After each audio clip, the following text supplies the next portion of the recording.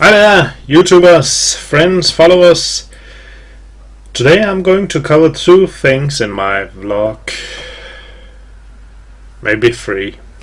First thing is, if you can hear me much better than usual, it's because I have my new microphone, which I showed you last time, hooked up to my computer now. However, it's just hooked in directly to the motherboard.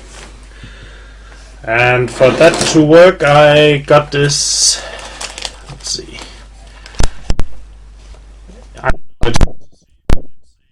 Amplifier,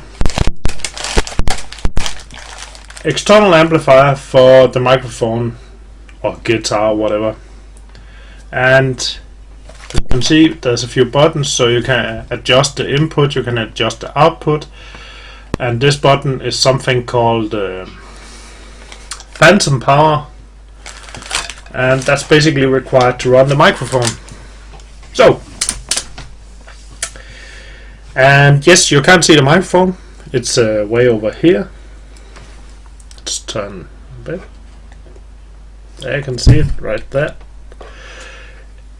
Anyway, that's because I think it's ugly and annoying to look at. So, in order for you to be able to hear me probably as I intended to, this amplifier also gives, beside the controlled gain, oh damn webcam, there's also a button which enables a plus 20 decibel gain. I'm going to switch it off now and maybe you'll notice the difference.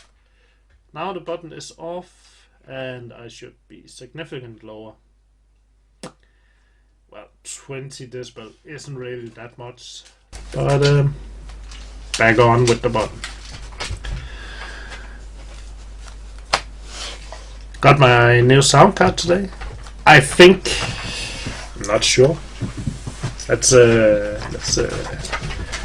make this a bit larger. Yeah, like this. Okay. And well, I haven't really checked, and I'm post unboxing videos. So if you, well, I'm actually going to link a video right here, and you should pause my video and go and watch that. And then come back. I don't know the guy, except I think it's an amazing and great video. And if you're back now and have watched the video, time for some unboxing. Check this out. Well, let's do this. I have no idea even what's in it, but I'm suspecting my audio card. And don't worry, I won't be going over every little detail in the box. And yes, there we go. Sound Blaster ZX from Creative. I've always been a fan of Creative. I've used them, I think even on Commodore Amiga I used Creative hardware. And well, there's one thing I really want to show, and I want to see it myself as well. That's the small remote for the sound card, because that's the one that's really interesting. Sound card, it's actually quite small. I imagined it to be bigger, whatever. Software and wires, who cares. This thing, this is the one that interests me. Yeah, I don't have any front lighting, so let's just get it out of the box.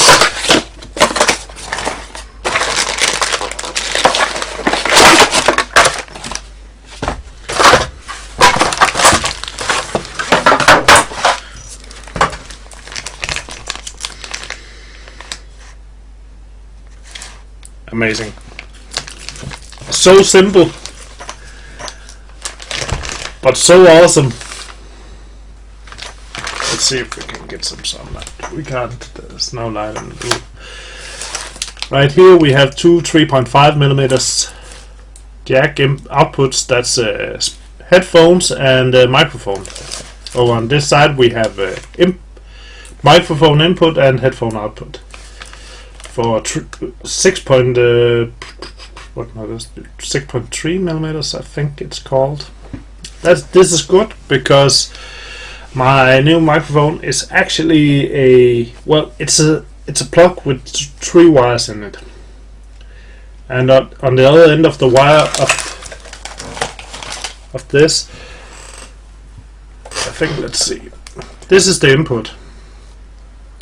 It has 3 wires inside it like this. The same with the output, but the other end of the output is a 6.3 millimeter jack, and it's converted to a mini jack to fit in the computer. This allows me to run as a normal jack and control the volume here. I think headphone volume, I'm not sure how it works. I'm intrigued. Anyway, I'm going to pause the video.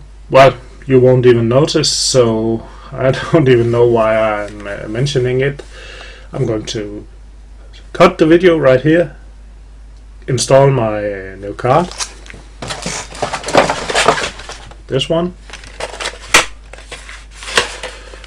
Yeah, it's not cold, so that's one thing you have to remember. If it's freezing outside, and if you get a card from outside and just plug it in, bad things may occur. So I'm going to hook this up, install the drivers. Maybe I should install the drivers first, then hook it up. We'll see. And I'll be back in a moment. Let's turn this off. Oh, and zoom. Yeah, zoom out, fade out.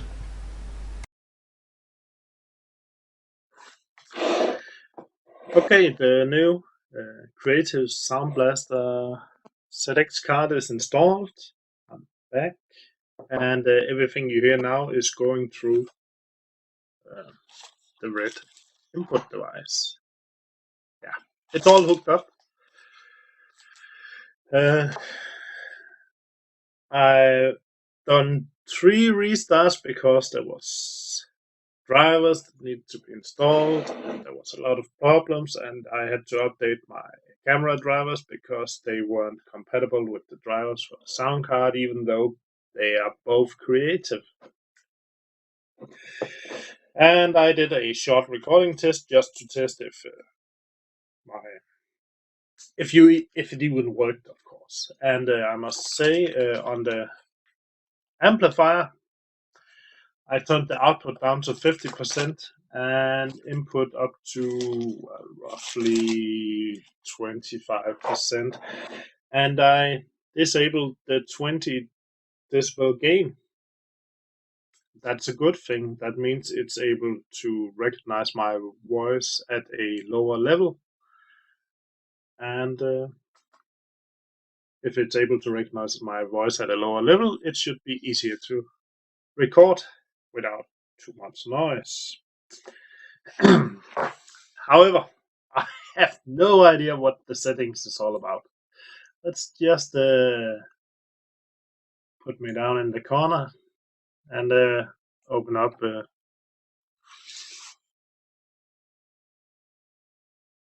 this one, the control panel. Echo, it's turned off because I very rarely have any issues with echo. Even when playing PlanetSide or some other game where I use in-game voice and talk to other players, no issues here. However, some people may hear themselves through my system, and that's where I enable this. And it should cancel out their own voice, so they can only hear me. Focus. Yeah. Suppress noise outside your zone. It says to and be heard with amazing clarity. Well, the problem is I have a deep voice. Some people find it too deep to be clear. And there is actually a function on the microphone. I haven't got to figuring out how that works yet, but you can enable or disable. I think it's called low pass and high pass filter. Um, and of course, the hardware option is much better and more reliable than any software or digital option provided by the sound card. Noise reduction, well, remove static noise from, well, stuff, fans. Don't think it's. Oh, you can still hear the keyboard. Yeah, so no go there. Just typing some random. Oh, you can still hear it. Smart volume, no idea. Turned it up. 66%, 30%. Any different? No, not really. Back to roughly 75. The default setting. The funny thing is this one, FX. Well, I play Dungeon Land now. So if I'm going to play Dungeon Land with a few people I know, and we're going to do voice. Oh, I'm not sure to do. Maybe something like this. Oh yeah, Alien Brute. That sounds like a possible dungeon lord or dungeon master. Uh, well, there's a lot of different settings, and it's really fun. It's just mucking around with them. Let's turn that off again. For some reason, the default setting has mic boost at 30 decibel here. So I think that boost is equivalent to what I've removed on the hardware. I reduced the output setting on the turn switch, and I disabled the 20 decibel gain.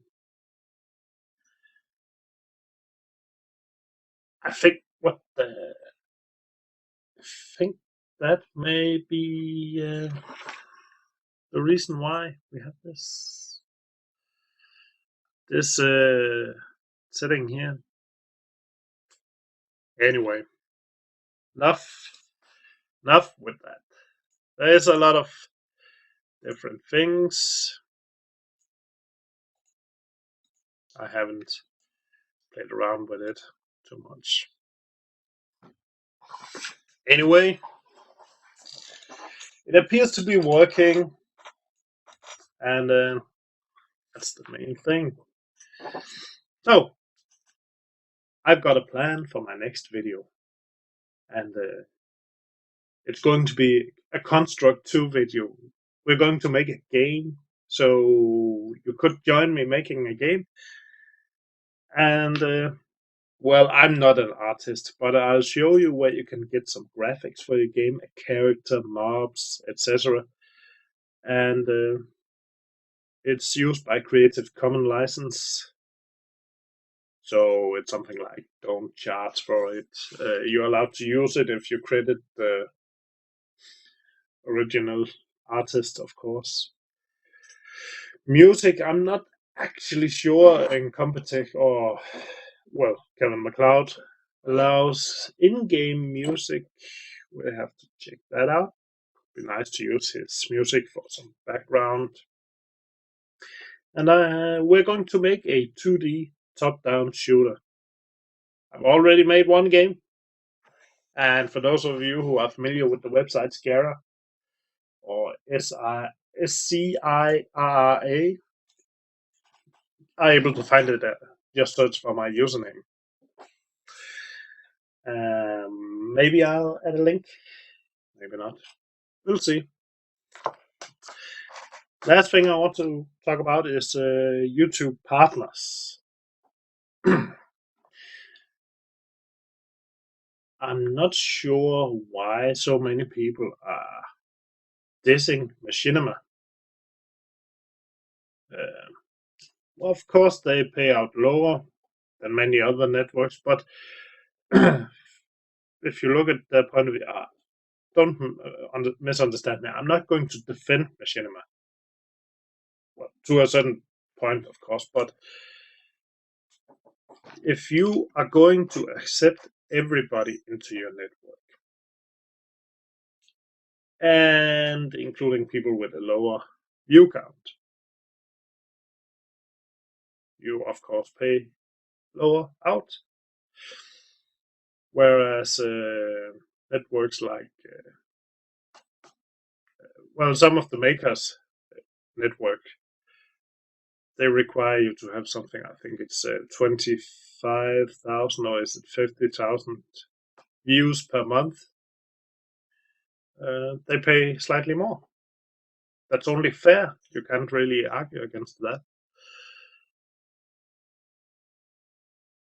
But why does so many people argue against machinima? Well, personally, I've been looking at the network Social Blade. I haven't really got any partnership right now, so, well, but I've started looking. At the moment, I'm at 18,000 views per month, according to Social Blade on YouTube. So that's a okay amount, I guess. But I'm looking to boost that amount, and we'll see. And one of the ways is going to be game tutorials, making games, maybe other kinds of tutorials, and or maybe we should really focus on instructional and tutorial videos and go for the Google partnership instead of all those networks. Who knows? It's very hard to become a YouTube partner right now. So, right now, most people can enable monetization, which means you can show ads if you comply to the YouTube terms and are in good standing and have no copyright strikes. I've had a few copyright claims, but no strikes, and you shouldn't really mix those two together. A claim is just a company using the YouTube API to recognize either some music or sound they think they have the right to. I have a video on YouTube, one of my older videos. You can find it in my upload list. It's called First Snow in Bramming. That's where I live. That's basically me filming my dog running outside in the snow, freezing his ass off. And there's nothing there. It's really shit. Terrible movie, terrible sound. Everything is just bad. And I've had 2 claims on that video. And I find it hilarious. Before I knew better, I even had music on some videos, which I, of course, now have deleted, but there was no claims. But they claim a video where my dog is taking a pee. That's just, well, of course, I disputed the claims, and the claims were released. It was a mistake, of course, but it was a funny mistake. And it's the same video twice. I'm not sure what's going on. Maybe there's some sort of sound bite. There's a lot of clicking, static noise in the video. Maybe they're trying to claim copyright on static noise or wind. The wind itself on that video is a sound bite loop where from my early days on Amiga, we did a lot of experimenting with sounds, a friend of mine and me, and we had plans of making our own music. We even made an entire CD of some, yeah, it's terrible, Euro, techno, dance type. Well, nowadays it's called Goa. Well, we thought it was funny. We made it on a Amiga 600 and later a Amiga 2000, I believe it's called. A lot of fun. Anyway, back to the partners.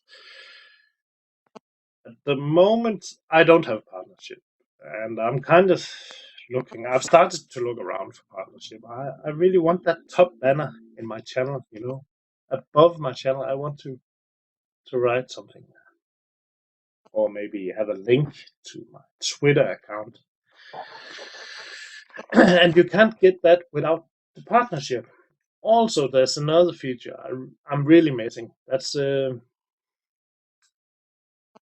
option to upload a video and auto release it at a certain time. You schedule a release time and date.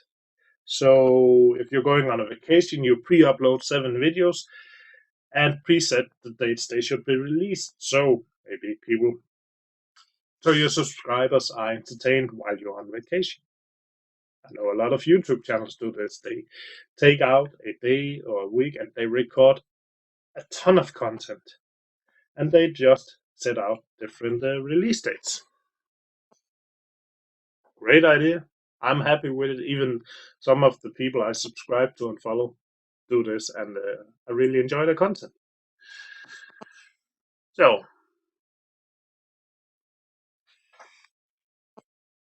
YouTube partner channels, yeah, eventually. One thing that worries me the most is when reading some of the channels, they write, you maintain the right and ownership of your own channel. Does that mean some networks take your channel from you? I think they do. So I'm thinking about just maybe focusing on updating my other channel. Some of you already know it, called Mr. Vaupell, and maybe get enough viewers on that and subscribers, and try to apply for partnership with that channel. So my main channel is still my own, and something to consider. Okay, never mind. Enough with the partners. Gaming. Oh, I got into a closed beta like so many other people yesterday in a game called Warface. Unfortunately, it's still. I can't disclose anything about it. I can't discuss the graphics. I can't discuss the gameplay. But I can say I like it. I like it a lot. It's going to be a free-to-play game uh, on the built on the Crytek engine. And at first I was very skeptic, but now played a few hours yesterday, and yeah, for free to play game. Yeah, good game. You can really look forward to that, and I highly recommend try to subscribe and sign up for the beta. It's worth it. Just like let's move this a bit. There we go. Firefall again. It's still in closed beta. It's quite annoying with all this closed beta. We can't talk about it, but well, I can say it's a good game. That's about it. Nothing else. And I can say I enjoy it.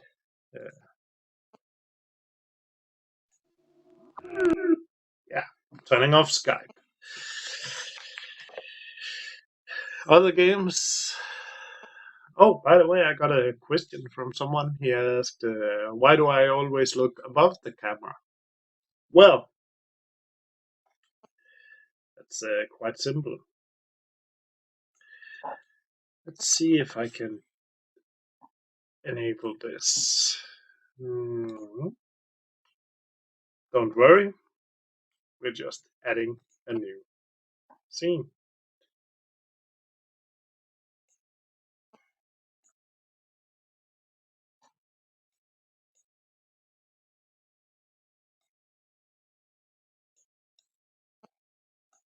And I'm sure you can see what I'm doing now.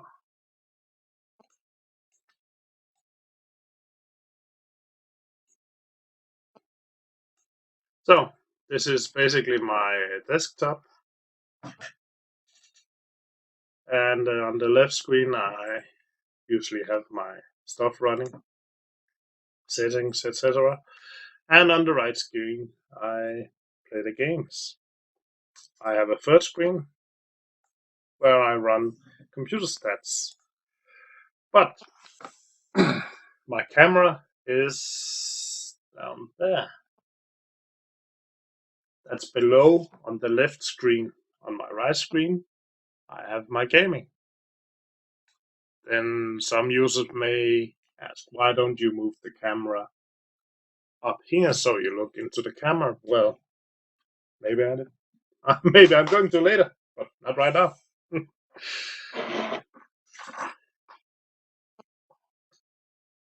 Should I do a frequently asked questions or Q&A session? Maybe, yeah. Maybe I would allow users to submit a ton of questions and I'll respond.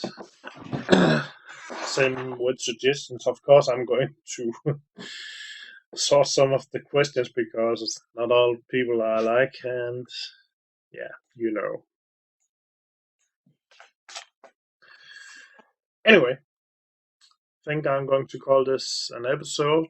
Thanks for watching. Comment, rate, subscribe, and we're going to look into creating a game with Construct 2. That's going to be fun.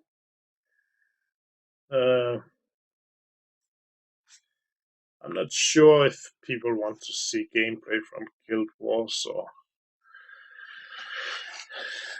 any of the other games I play right now, because there's just, it feels so common. Well, of course, Minecraft is also common, but it still has that unique creative perspective to the game. That's why a game like Scribblenauts is it's quite impressive as well.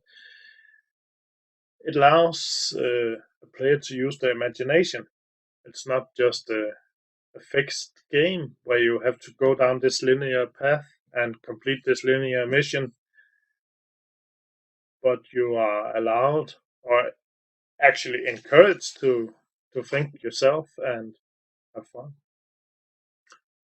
Again, comment, rate, subscribe,